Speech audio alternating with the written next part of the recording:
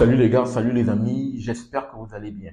On continue toujours nos vidéos autour des phases de poule de cette CAN de moins de 20 ans. Et dans cette vidéo, on va faire une vidéo récapitulative de ces deuxièmes journées qui se sont achevées hier. On a pu voir cette équipe sénégalaise championne en titre qui s'est malheureusement inclinée face au Ghana. Et bien sûr, les Léopardos qui se sont imposés 3 buts à 1 face à la Centrafrique, derby de l'Afrique centrale. Et au bout de cette journée, qui clôture la deuxième journée, je me suis prêté à l'exercice pour venir faire le récapitulatif pour qu'on se projette déjà sur les équipes qui sont en danger, sur les équipes potentiellement qualifiées et bien sûr sur le classement des buteurs, très important. Également, on va se prononcer dans cet exercice, dans cette vidéo et c'est une vidéo récapitulative. Donc les gars, posez-vous. Comme vous le savez, bien sûr, sur la chaîne Super Sub, on va pousser et on va mettre en avant le football africain autour des compétitions africaines de football. Donc si toi, tu es amoureux du football africain, je t'invite à faire ces trois choses.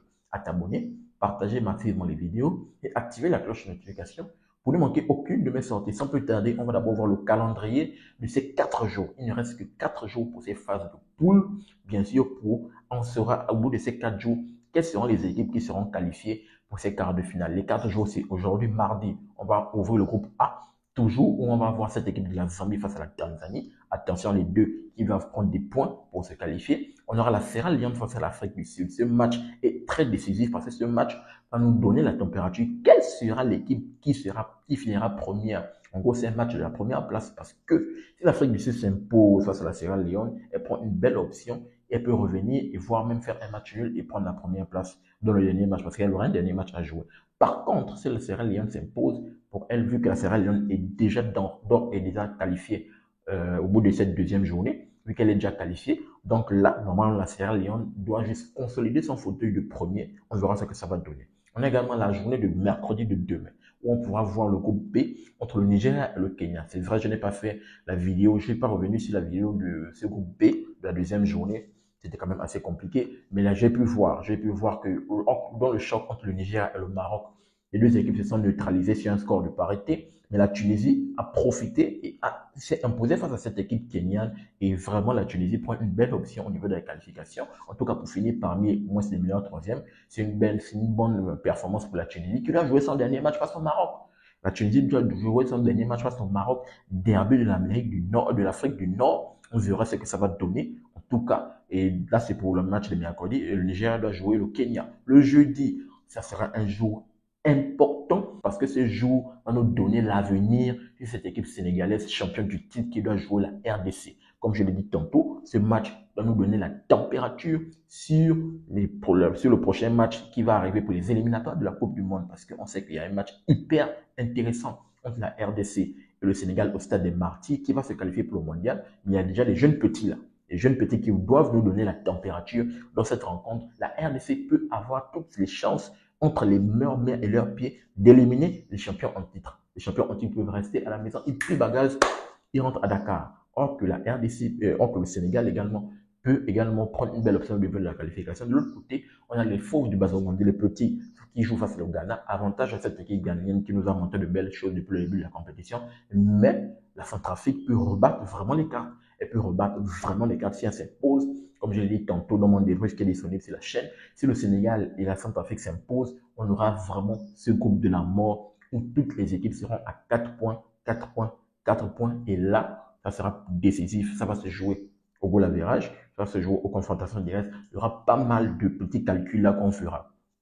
Et pour finir, bien sûr, ces phases de poule vont s'achever le vendredi où on aura ce groupe A, vu que le groupe A, c'est le seul groupe qui a 5 équipes. Donc, forcément, ça va jusqu'à la quatrième journée. On va voir l'Afrique du Sud qui va jouer la Zambie et la Tanzanie qui va jouer l'Égypte. Attention aux pays hôtes égyptiens qui peuvent vraiment se battre pour déjà les troisième places. Parce que là, vraiment, l'Égypte a perdu toutes ses chances de finir sans doute dans les deuxièmes places du moment où elle s'est inclinée dans le match face à la Sierra Leone et copieusement battre 4 buts à 1 parce que le goal average joue un rôle hyper important. Attention au pays hôte, cette équipe égyptienne. On verra ce que ça va donner dans cette dernière journée face à la Tanzanie. Mais vu que c'est la Tanzanie vraiment, comme je l'ai dit tantôt, petit poussin qui est dernier du groupe, on verra ce que ça va donner. Tout de suite, on essaie d'abord de voir le classement des buteurs avant que je rentre dans le classement, bien sûr, des équipes. Parce que quand je vais rentrer dans le classement, ça sera une analyse assez profonde. On rentre d'abord dans le classement des buteurs.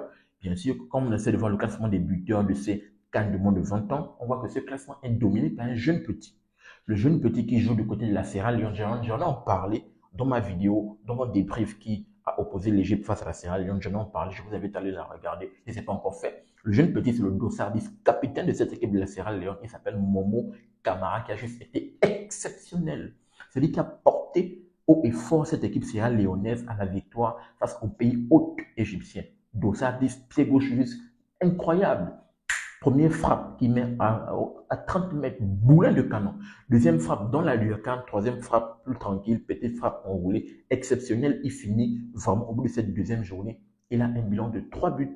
Il domine ce classement des meilleurs buteurs de cette CAN de moins de 20 ans. Et bien sûr, on va rentrer parmi les deuxièmes. Et on a 3 joueurs qui se tiennent à 2 buts, 2 buts, 2 buts dans cette deuxième. Il y a 3 joueurs. Le premier, il joue du côté de la République démocratique du Congo, un petit Léopardo, Samuel Tanda, comme je l'ai expliqué, dossard 9 de cette équipe congolaise, capitaine également qui porte haut et fort cette équipe des Léopardo, c'est le fond de l'attaque.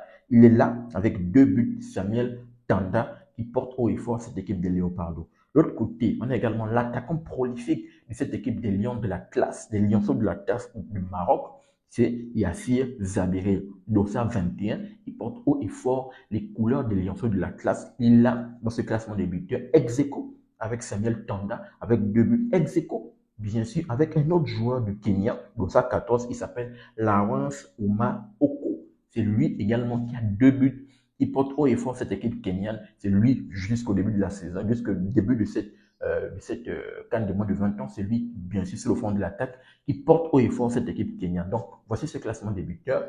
Momo Camara qui domine avec 3 buts. Et puis, les 3 joueurs que j'ai parlé qui se tiennent à 2 buts, 2 buts, 2 buts. Ils sont tous ex-aequo. Samuel Tanda qui représente la RDC. Yassir Zabiri qui représente le Maroc. Et Lawrence Omakokot qui représente cette équipe du Kenya. Donc, là, on a parlé des buteurs, on va directement rentrer dans ce classement et parler de cette petite analyse, essayer de se projeter. Dans le classement, on va commencer par le groupe A, bien sûr. Dans le groupe A, on peut voir que la Sierra Leone domine sur le groupe A avec un bilan de 7 points.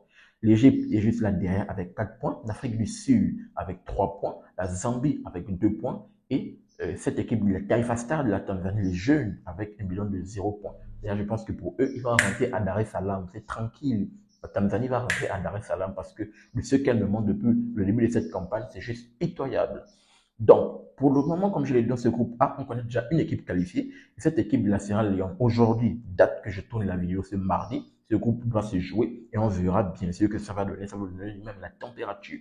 Comme je dis tantôt, l'Afrique du Sud doit jouer face à la Sierra Leone. Si l'Afrique du Sud s'impose face à la Sierra Leone, l'Afrique du Sud va prendre 6 points devant la Sierra Leone. Donc, l'Afrique du Sud dans son dernier match, parce que le match va finir avec, ce groupe va finir avec 4 journées. Si l'Afrique du Sud fait un match nul dans la dernière journée, elle aura 1 point.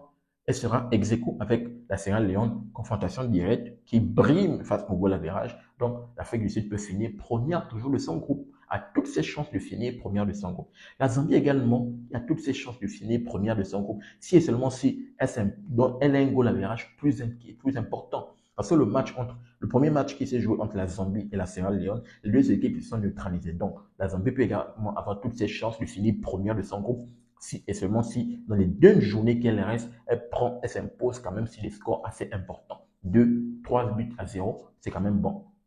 Donc là, voici ces 2 équipes qui peuvent avoir toutes leurs chances de finir première. C'est plus l'Afrique du Sud parce que je pense que la Zambie, depuis le début, nous montre que offensivement, je ne vois pas un monde où cette équipe peut mettre 3 buts. Offensivement, elle pêche. Mais défensivement, c'est le fort de cette équipe zambienne, de Chipolo Polo. Mais offensivement, c'est quand même assez compliqué. Voilà pourquoi je pense que c'est plus l'Afrique du Sud, de par ce qu'elle montre, de par le jeu qu'elle produit. Je pense que c'est plus les Bafana qui peuvent nous montrer de belles choses. Les jeunes de Bafana qui peuvent nous montrer de belles choses si elles s'imposent dans cette journée aujourd'hui décisive face à cette équipe sierra-léonaise qui est d'ores et déjà qualifiée. Mais l'Égypte, pays hôte, qui est en danger parce que l'Égypte, parce que de ce que je parle là, on peut voir que la Sierra Leone est déjà qualifiée, donc finir soit premier ou deuxième, mais l'Égypte peut finir troisième, donc faire partie des équipes qui vont se départager au niveau des meilleurs quatrièmes, au milieu des meilleurs troisièmes. Donc attention à cette équipe égyptienne qui également, si elle ne fait pas attention, la Zambie peut passer devant.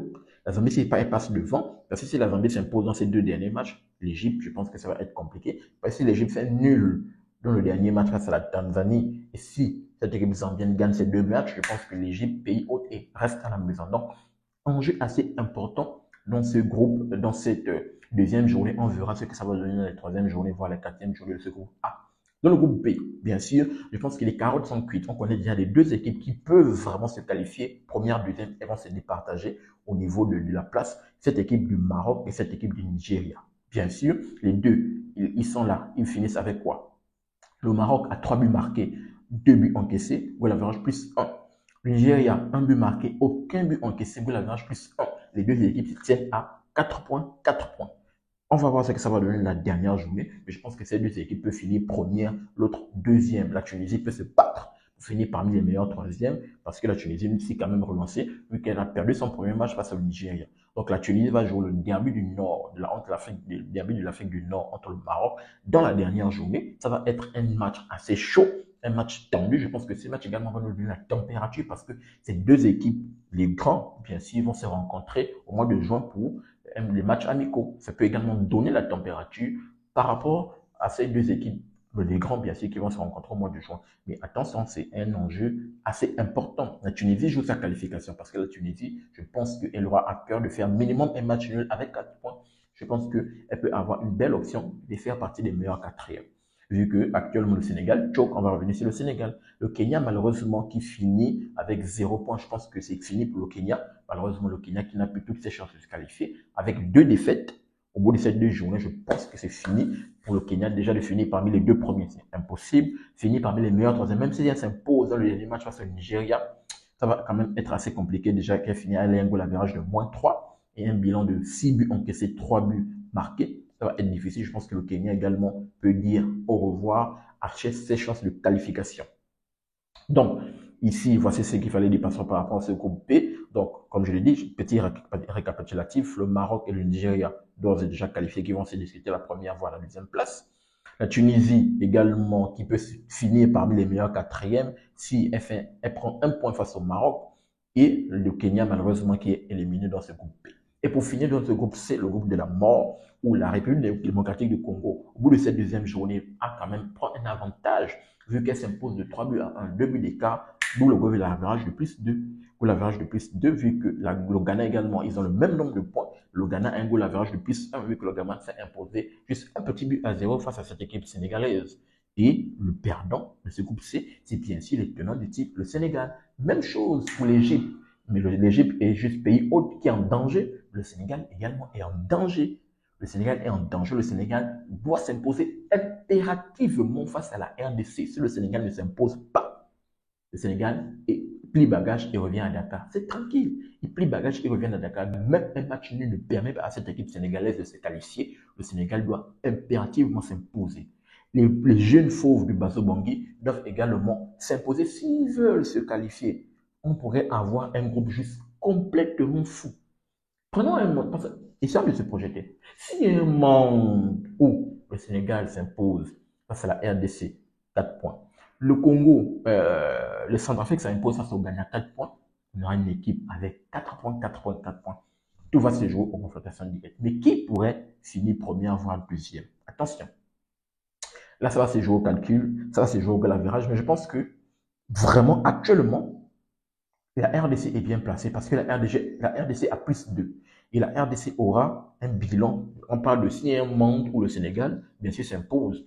La RDC, toutes les équipes vont se tenir à une victoire, un match nul, une défaite. Une victoire, un match nul, une défaite. Mais la RDC, je pense que déjà de 1 peut sortir son épingle du jeu pour se qualifier parce que goal average de plus 2. Vu que la RDC sera s'imposer, se serait imposée face à la Centrafrique, donc passe déjà devant automatiquement, passe à la Centrafrique. La RDC va perdre face au Sénégal, donc inférieur face au Sénégal, ok. Et la RDC a fait match nul face au Ghana, donc exécuté face au Ghana, mais passe devant le Ghana parce que plus plus 2. Donc la RDC déjà passe devant 2 équipes, le Ghana parce que goal average est supérieur, et passera devant la Centrafrique parce qu'elle s'est imposée numériquement. Donc forcément, elle sera devant cette 2 équipes, mais derrière le Sénégal, vu qu'elle s'est imposée et elle s'est inclinée, parce qu'on parle toujours de l'hypothèse selon laquelle le Sénégal s'impose et la Centrafrique s'impose, les gars finissent tous avec 4 points. Maintenant, passons au Ghana. Le Ghana imposé face au Sénégal. Donc, le Ghana passe toujours devant le Sénégal. OK. Le Ghana passe devant le Sénégal. Le Ghana passe derrière la République du Congo parce que au Congo, l'average de plus 1. Mais il y aura un monde où le Ghana va passer forcément devant. Parce que là, si le Ghana s'impose, le Ghana va forcément passer devant le Sénégal parce que le Ghana se serait imposé face au Sénégal parce que la confrontation directe, elle joue un match hyper important. Donc, forcément, si toutes ces équipes se tiennent à 4 points, 4 points, 4 points, je pense que le Congo finira première. Oui. Le Ghana, le Ghana, attention, parce que là, ça va être, ça va être chaud. Ça sera vraiment complètement chaud parce que la Centrafrique, un goal average de moins 2. La Centrafrique, si elle s'impose face au Congo, tout dépendra du score de la Centrafrique face au Ghana. Quel score la Centrafrique va mettre face au Ghana et le score sera déterminant. C'est ça même que je dois même prendre en compte. Ce score sera déterminant, mais le score également du Sénégal face au Congo sera également déterminant. Voici un truc que je n'avais pas pris en compte. Vraiment, les scores, s'il y a un monde où le Sénégal s'impose face au Congo et la Centrafrique s'impose face au Ghana, les scores qui seront mis dans ce match vont être déterminants par rapport à la qualification. Oui, les confrontations vont jouer un rôle premier, mais également les scores. Donc, actuellement, c'est difficile de décerner déjà qui va se qualifier vu que je ne peux pas être médium pour savoir déjà le score. Mais vraiment, tout est à jouer dans ce groupe C, ce groupe de la mort. Vraiment, essayez de me vous projeter. C'est un monde comme j'essaie de me projeter là pour savoir vraiment quel sera le dénouement de ce groupe. Mais je tiens bien sûr à le rappeler. Actuellement, pour faire le récapitulatif de ce groupe, de cette deuxième journée, de ces éliminatoires, de ces phases de poule de la CAN des moins de 20 ans, vraiment le Sénégal, 1, est en danger. 2, les pays hôtes également est en danger. Vraiment. Et ceux qui profitent, ceux qui ont déjà un pied au niveau de la qualification, la Sierra Leone est déjà qualifié, Maroc et puis Égypte, Maroc et puis Nigeria déjà qualifié. Le Congo, je pense qu'également ils peuvent déjà être qualifiés, même le Ghana, ils peuvent déjà se qualifier. L'Afrique du Sud a toutes ses chances de se qualifier. Vraiment, c'est deux équipes qui sont en danger, pays hôte Égypte et tenant de titre le Sénégal qui sont vraiment en danger dans cette phase de poule de cette CAN de moins de 20 ans 2025. Donc, voici le récapitulatif que j'avais à faire dans cette vidéo. Donnez-moi votre lecture et votre analyse dans les commentaires par rapport à cette deuxième journée. Essayez de vous projeter, mouillez-vous. Quelles seront les équipes qui seront qualifiées? Je vous attends dans les commentaires pour savoir quelles seront les nations qui vont se projeter pour ces quarts de finale, bien sûr. N'oubliez pas de vous abonner, de liker, mais surtout activer la cloche de notification pour ne manquer aucune de mes sorties. Peace. À très bientôt les gars.